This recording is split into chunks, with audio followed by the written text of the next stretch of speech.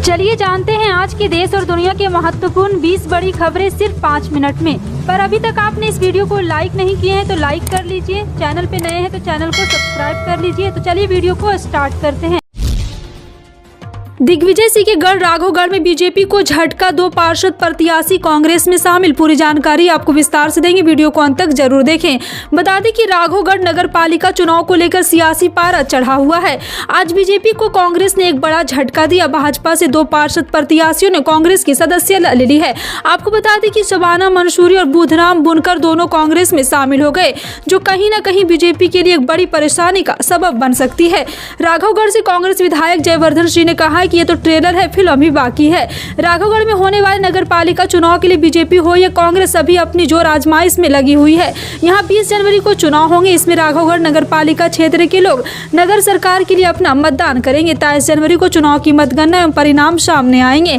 लेकिन कहीं न कहीं चुनाव से पहले बीजेपी के लिए सबसे बड़ा झटका होगा, जो इन दोनों पार्षद शबाना मंसूरी और बुधराम बुनकर ने बीजेपी को दिया है। आपको बता दें कि राघवगढ़ नगर पालिका आज से 30 साल पहले अपने अस्तित्व में आई, जिसके बाद कांग्रेस के राष्ट्रीय महासचिव रहे और कांग्रेस के पूर्व मुख्यमंत्री दिग्विजय सिंह यहां से नगर पालिका का पहला चुनाव लड़े थे। कांग्रेस महासचिव प्रियंका गांधी 16 जनवरी को कर्नाटक दौरे पर रहेंगी। वह यहां महिलाओं के लिए आयोजित एक सम्मेलन में शामिल होगी। विधानसभा चुनाव से पहले प्रियंका गांधी कर्नाटक यात्रा को बेहद अहम माना जा रहा है। वहीं कर्नाटक कांग्रेस ने भी प्रियंका के आने से पहले एक खास तैयारी शुरू कर दी है। उसने महिलाओं के लिए एक विशेष मैनिफेस्टो और सम्मेलन आयोजित करने की योजना बनाई। कर्नाटक कांग्रेस के अध्यक्ष DK शिवकुमार ने एक ईमेल ID और मोबाइल नंबर लॉन्च किया है। उन्होंने महिलाओं से अनुरोध किया है कि वो महिला मैनिफेस्टो के लिए अपनी मांगों को बताएं। उन्होंने वादा किया है कि मांगों को मूल्यांकन के बाद घोषणा पत्र में शामिल किया जाएगा। भारत जोड़ो यात्रा के 5वें दिन बिहार कांग्रेस के अध्यक्ष डॉक्टर अखिलेश प्रसाद सिंह ने बीजेपी पर तीखा हमला बोला है। कांग्रेस पार्टी की भारत जोड़ो यात्रा अपनी 22.8 किलोमीटर की यात्रा पूरी कर सोमवार को भागलपुर शहर में प्रवेश कर गया। हबीबपुर से सुबह 9:30 बजे शुरू हुई यात्रा विक्रमशिला सेतु के पास दोपहर 1:30 बजे पहुंचा। शहर में 4 घंटे तक यात्रा में शामिल कांग्रेस के सैकड़ों कार्यकर्ता व पदाधिकारी सहित शहर के आम लोग भी शामिल हुए। दिल्ली NCR समेत कई राज्यों में लगातार दूसरे दिन घना कोहरा दिखाई पड़ रहा है। सोमवार रात से ही कोहरा छाने लगा था और मंगलवार सुबह यह और भी घना हो गया।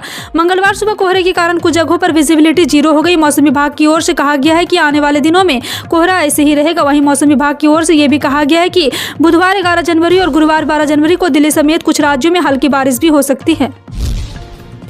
यूपी में बिजली की दरें 23% तक बढ़ सकती है। बिजली कंपनियों ने सोमवार को उत्तर प्रदेश राज्य विद्युत नियामक आयोग वर्ष 2023 से 24 के लिए वार्षिक राजस्व आवश्यकता दाखिल किया है। इसके साथ ही लाइन हानियां और घाटे को दिखाते हुए बिजली कंपनियों ने बिजली दरों में 15.85% वृद्धि के प्रस्ताव को दाखिल किया। आयोग से यदि वृद्धि का प्रस्ताव स्वीकृति हुआ तो घरेलू उपभोक्ताओं की बिजली दरें 18 से 23% तक बढ़ जाएगी। भारत दुनिया के सभी देशों में अपने स्थानिक मिशन स्थापित करने के लिए प्रयास कर रहा। विदेश मंत्रालय चरणबद्ध तरीके से मिशनों की स्थापना के लिए योजना तैयार करेगा तथा अगले कुछ सालों में 11 देशों में नए मिशन स्थापित किए जाएंगे। विदेश मंत्रालय के सूत्रों ने बताया कि मौजूदा समय में संयुक्त राष्ट्र के 193 सदस्य देशों में 48 देशों भारत के लिए स्थानिक मिशन नहीं है। आपको बता दें कि ये बहुत छोटे देश है, जिनमें से ज्यादातर लैटिन अमेरिका और अफ्रीका महाद्वीप में है। भारत में राष्ट्रीय हरित हाइड्रोजन मिशन के तहत देश की ऊर्जा स्वतंत्र बनाने की योजना बनानी गई है। इसके तहत अर्थव्यवस्था के प्रमुख क्षेत्रों को कार्बन मुक्त करना, वैकल्पिक ईंधन के उत्पादन, उपयोग और निर्यात के लिए भारत को एक वैश्विक केंद्र में बदलने का उद्देश्य तय किया गया है। सरकार ने हाल में इस मिशन के लिए 19,744 करोड़ रुपए की प्रोत्साहन योजना को मंजूरी दे दी है। आश्रम फ्लाईओवर के बंद होने के चलते राजधानी दिल्ली इन दिनों जाम की समस्या से जूझ रही है। माना जा रहा है कि आने वाले समय में स्थिति और खराब हो सकती। दरअसल दिल्ली में आश्रम फ्लाईओवर पर चल रहे निर्माण कार्य के बीच आने वाले दिनों में अन्य सड़कों पर रिपेयर और कंस्ट्रक्शन का काम शुरू होना है। पूर्वी दिल्ली में आनंद विहार में 6 लेन का फ्लाईओवर का निर्माण शुरू हो चुका है, तो वहीं चिराग दिल्ली फ्लाईओवर और द्वारका अंडरपास कर भी काम की योजना। ऐसे में दिल्ली वासियों के लिए ट्रैफिक के लिहाज से आने वाले दिनों में और दिक्कतों का सामना करना पड़ सकता है।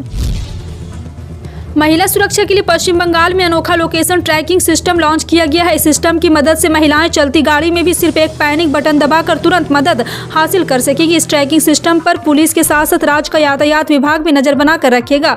इस सिस्टम को गाड़ियों में लगाने का काम बंगाल में शुरू हो चुका है।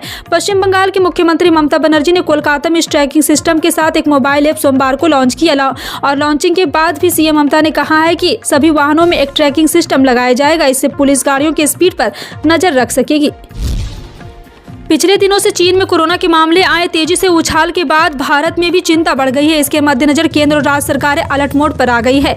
लेकिन करीब 3 हफ्ते बाद एक बार फिर से राहत की खबर सामने आई। 3 हफ्ते बाद देश में कोरोना मामलों में तेजी का कोई संकेत नहीं है। 2 सप्ताह कोरोना मामलों में हल्की वृद्धि दर्ज की गई थी, लेकिन पिछले सप्ताह एक बार फिर से कोविड केस में गिरावट दर्ज की गई है। फिलहाल आपका इन सभी खबरों पर क्या कहना है, कमेंट सेक्शन में टाइप करके जरूर बताएं। इसी तरह की पल पल की अपडेट जानने के लिए जुड़े रहें आप अपने NTS न्यूज चैनल से। मिलते हैं अगली बड़ी खबर में, तब तक के लिए जय हिंद।